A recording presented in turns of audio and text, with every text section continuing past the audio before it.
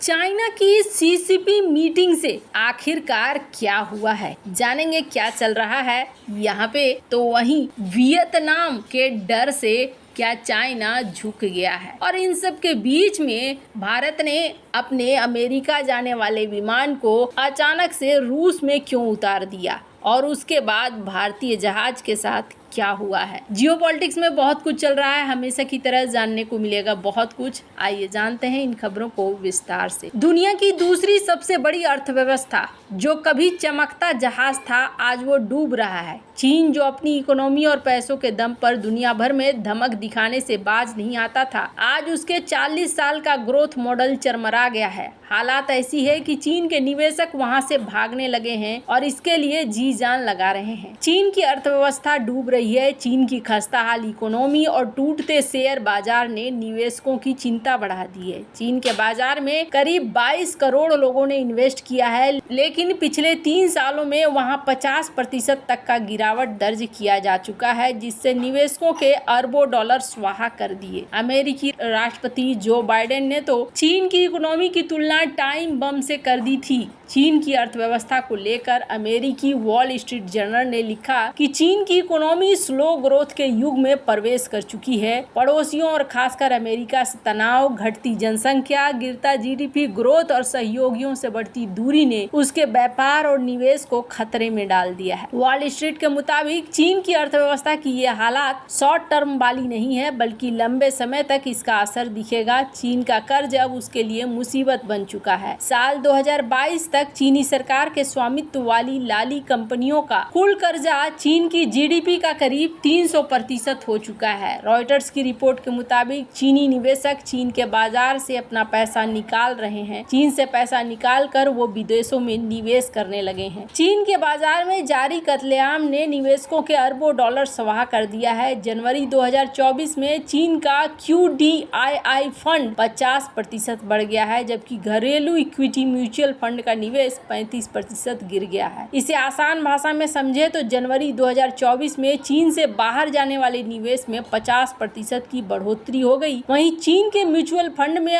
होने वाले निवेश में 35% की गिरावट हो गई। चीन के निवेशक चीनी बाजार से पैसा निकाल रहे हैं क्योंकि उनका रिटर्न लगातार गिरता जा रहा है। चीन की करेंसी भी बुरे दौर से गुजर रही है। चीन का युआन गिर रहा है। मार्च 2023 में जहां डॉलर के मुकाबले युआन 6.9% था, तो वो मार्च 2024 में गिरकर 7.2 हो गया। चीन के शेयर बाजार बीते 6 महीने में 2.6% तक गिर चुके हैं। चाइनीज ट्रेजरी बॉन्ड की हालत उससे भी खराब है। चीन के ट्रेजरी बॉन्ड का रिटर्न रिकॉर्ड लो लेवल पर पहुंच चुका है। चीन में जहां रिटर्न सिर्फ 2.4% है, तो वहीं अमेरिका ट्रेजरी बॉन्ड का रिटर्न 4.3% है। ये नंबर्स निवेशकों की चिंता को बढ़ाने के लिए काफी है। चीन की इकोनॉमी की खस्ता हालत के पीछे जानकार शी जिनपिंग की नीतियों को मानते हैं। 1978 में चीन का जीडीपी ग्रोथ 9% था, जो साल 2023 में गिरकर 5.3%, 2024 में 4.7% है। चीन की सरकार भले ही भरोसा दिला रही है कि वो वापसी करेगी, लेकिन इन्वेस्टर्स उन पर भरोसा नहीं कर पा रहे हैं। हालात यह है कि बीते साल चीन का एफडीआई न्यूनतम स्तर पर पहुंच गया। बीते साल चीन का एफडीआई 33 अरब डॉलर रहा। अगर भारत से इसकी तुलना करें तो भारत ने सिर्फ 6 महीने में 33.3 अरब डॉलर का एफडीआई हासिल किया। वहीं वियतनाम का भी विदेशी निवेश 36.6 अरब डॉलर पहुंच गया। चीन की खराब हालत के कारणों की बात करें तो धीमी होती विकास दर, बढ़ती बेरोजगारी, बूढ़ी होती आबादी, घटता विदेशी निवेश, कमजोर मुद्रा, गिरता निर्यात और खतरनाक स्तर पर पहुंच चुका चीन का रियल एस्टेट संकट उसकी बर्बादी के बड़े कारण है। जानकार चीन की इस हालत के लिए चीन की शी जिनपिंग के नीतियों को जिम्मेदार मानते हैं। पड़ोसियों से मनमुटाव, जीरो कोविड पॉलिसी, कारोबार में दखल, ऐसे कई फैक्टर्स हैं जो चीन की अर्थव्यवस्था के लिए घातक साबित हो रहे हैं। आपको बता दूं, अब इसी चीज के लिए थर्ड प्लेनम की बैठक हुई थी, और थर्ड प्लेनम की जो बैठक हुई है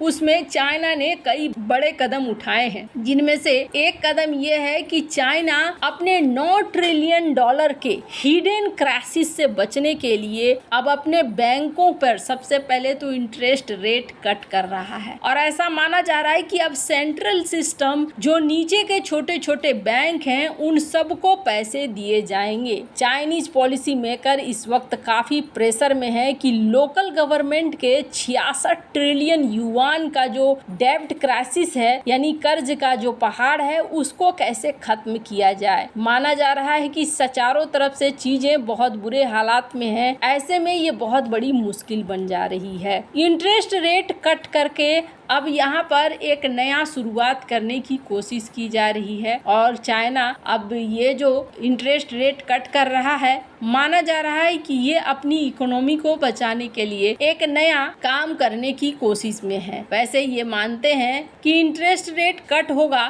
तो लोग लोन लेंगे और लोन लेकर फिर घर वगैरह में निवेश करने के लिए बढ़ेंगे और हमारे यहाँ जो डिफ्लेशन है, सबसे पहले वो डिफ्लेशन खत्म हो जाएगा और ये सबसे ज़्यादा महत्वपूर्ण है। चाइना की सबसे बड़ी मुसीबत यही है कि उनका डिफ्लेशन बहुत ज़्यादा है, घरेलू उत्पाद बिक ही नहीं रहे हैं जो चाइना के लिए मुसीबत बन रहे हैं और चाइना सबसे पहले उस मुसीबत को खत्म करना चाहता है। साउथ चाइना सी में क्या चाइना डर गया, जिसकी वजह से शी जिनपिंग ने एक कदम उठाया है। स्क्रीन पर आप देख सकते हैं शी जिनपिंग वियतनाम की एम्बेसी में गए। हालांकि शी जिनपिंग ऐसा करने वाले शख्स में से नहीं आते हैं जिस तरीके से उन्होंने किया है। ये इनके दूतावास में पहुंचे और दूतावास में पहुंच के जनरल सेक्रेटरी जुएन फू ट्रोंग के सम्मान में इन्होंने सर झुकाया और ये अपने आप में बताया जा रहा है कि जिनपिंग जो कि इस तरीके से कभी भी नहीं देखे गए थे, ये देखा जा रहा है। दरअसल वियतनाम के कम्युनिस्ट पार्टी के